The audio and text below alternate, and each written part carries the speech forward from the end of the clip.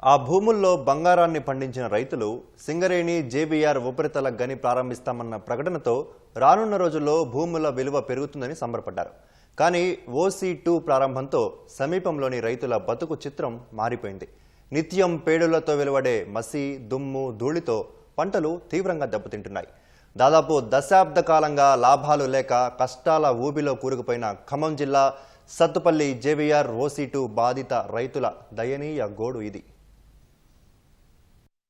ఖమ్మం జిల్లా సత్తుపల్లిలోని జేబీఆర్ OC2లో బొగ్గు వెలికితీత స్థానిక రైతాంగానికి శరాఘాతంగా మారుతోంది. బొగ్గు వెలికితీత కోసం నిర్వహిస్తున్న పేలుళ్లతో వెలువడే మసి, దుమ్ము, ధూళితో ఓసీ చుట్టుపక్కల వ్యవసాయ భూములన్నీ ఏటికేడు ఆనవాళ్లు లేకుండా పోతున్నాయి. రైతులంతా లక్షలకు లక్షలు పెట్టుబడులు పెట్టినా చివరకు దిగుబడులు లేక నష్టాలే మూటగట్టుకుంటున్నారు తప్ప లాభాలన్న మాట ఎరగడం లేదు. బొగ్గు వెలికితీత కోసం నిత్యం పేలుళ్లు జరుపుతూ ఉండటంతో రేజర్ల రెవెన్యూలోని కొత్తూరు, రేజర్లలోని మామిడి, ఆయిల్ పామ్, కొబ్బరి తోటలు తీవ్రంగా దెబ్బతింటున్నాయి. దీంతో సత్తుపల్లితో పాటు రేజర్ల, గౌరిగూడెం, కొత్తూరులో 500 వరకు ఉన్న తోటల రైతులు గనుల కారణంగా 10 ఏళ్లుగా నష్టపోతున్నారు.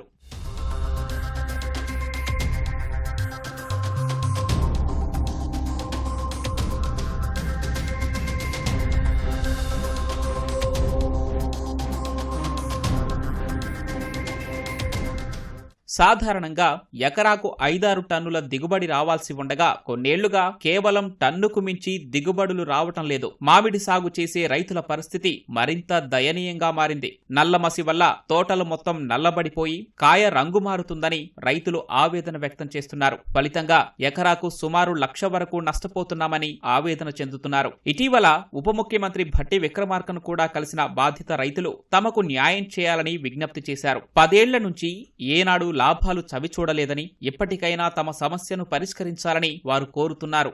ప్రభుత్వం స్వాధీనం చేసుకోకముందే ఈ 10 సంవత్సరాల్లో మాకు చాలా నష్టం జరుగుతుంది. పంట నష్టం. పక్కనే మైన్ ఉండటం వల్ల దాని బ్లాస్టింగ్ చేసినప్పుడల్లా ఆ దుమ్ము ధూళి ఈ చెట్ల ఆకుల మీద, కాయల మీద పడి, ఇది సింగరేణి పక్కన మైన్ ఉండటం వల్ల వాటర్ లెవెల్ పడిపోయింది. కింద మీద పడి ఒకళ్ళు 2-3 బోర్లు వేసుకొని పంట ఎట్టన పండించినా కూడా ఆ మామిడి తోటలు కానీ, జామ తోటలు కానీ, సపోటా తోటలు కానీ, ఏ తోటలైనా సరే సింగరేణి బొగ్గు ధూళి మొత్తం మసిబట్టి మార్కెట్ కి తీసుకెళ్తే ఆ కాయలకెళ్లి ఆ ముఖం చూసి వ్యాపారస్తులు కనపట్టలేదు. మార్కెట్ తీసుకుపోవటం, పారబోసి రావటం, కనీసం పెట్టుబడి వచ్చే పరిస్థితి కూడా లేదు. దగ్గరగా మాకు 2 లక్షల పెట్టుబడి అవుతుంది. మాకు ఏదో దుక్కుతుంటాం. వర్షాకాలం బాగానే ఉంటుంది, ఎందుకంటే వర్షం పడి ఈ బొంగంతా కారిపోయి, బూడిదంతా కారిపోయి, దీనివల్ల గేదెలు మేపుకుందామంటే కూడా గడ్డి కూడా, పచ్చగడ్డి కూడా, బిన్ని గడ్డి పెడితే మేము బిన్ని గడ్డి మీద నల్లగా ఉండి గేదెలకి జబ్బులు రావడం, ఈసుపోవడం ఇవన్నీ చేస్తున్నాయి. మాకు ఆ వరిపాలెం వేస్తే ఎట్టగట్ట పండించి ఎన్ని ఒడ్లు తీసుకెళ్దామనే టైంకి మార్కెట్ పోయేసరికి నల్లగా ఉన్నాయి ఒడ్లు, ఈ పనికి రావటం, తీసుకోపోవటం, ఇది తీసుకెళ్ళి మేము పందుల వాళ్ళకో లేకపోతే వీటికి అమ్మేయటం, ఇలాంటివి జరుగుతుంది. మేము తక్కువ రేటుకి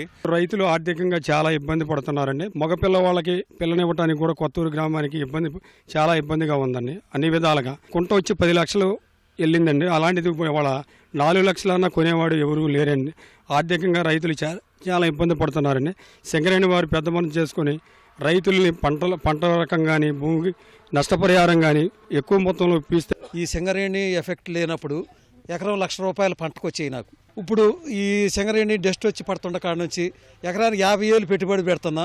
మరి కాయలు ఏయో ఒకటి కాస్తున్నాయి కానీ అవి మార్కెట్లో అమ్ముడు పోవట్లేదు. మాకు పెట్టుబడి కూడా రావట్లేదు. కానీ మాకు దీనివల్ల మాకు పంట నష్టం, భూమి తీసుకునే వరకు పంట నష్టం కింద ఎకరానికి పంట నష్టం 1,00,000 రూపాయలు ఇప్పించగలరని కోరుకుంటున్నాం. ప్రభుత్వం స్పందించి సింగరేణి యాజమాన్యం ద్వారా తమకు పరిహారం అందించి ఆదుకునేలా చొరవ చూపాలని రైతులు వేడుకుంటున్నారు. జేబీఆర్ OC3 విస్తరణలో భూములు సేకరిస్తున్న నేపథ్యంలో తమ తోటలను సింగరేణి అధికారులు తీసుకోవాలని, అప్పటి వరకు ఎకరాకు 1,00,000 రూపాయల వరకు పరిహారం ఇవ్వాలని డిమాండ్ చేస్తున్నారు.